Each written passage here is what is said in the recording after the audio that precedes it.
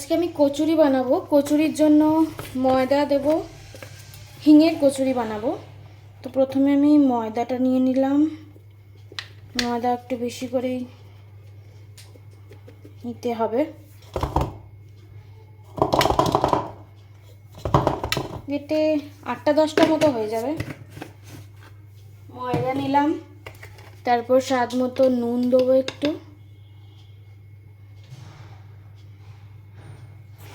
আর দেবো রিফাইন তেল।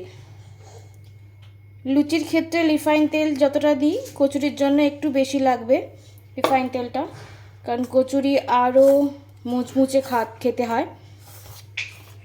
তো প্রথমে ময়নটা দিয়ে ভালো করে মাখিয়ে নেব।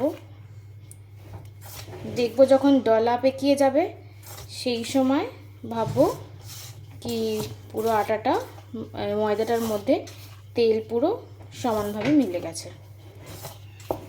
এতে ভালো করে দেবো।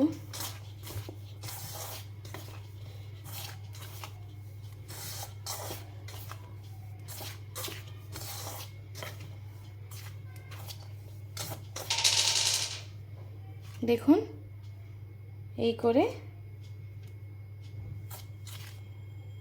ডেলা করছি, ডেলা হয়ে যাচ্ছে, ডেলা করছি, ডেলা হয়ে যাচ্ছে।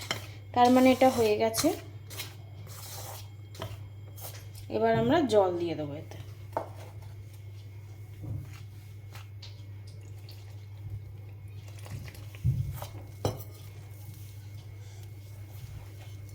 জল দিয়ে অল্প অল্প জল দিয়ে ভালো করে ময়দাটাকে মেখে নেব।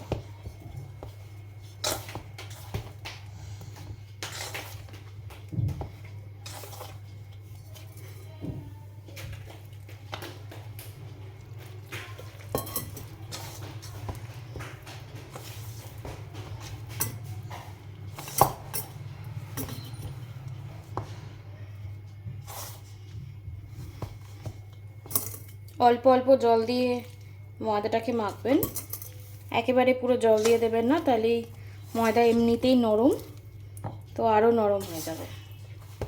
অল্প অল্প জল দিয়ে ঠেসবেন।